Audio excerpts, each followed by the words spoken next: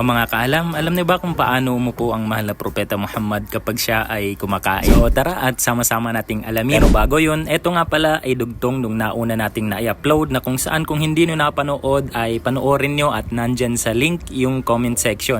Nandyan sa comment section yung link.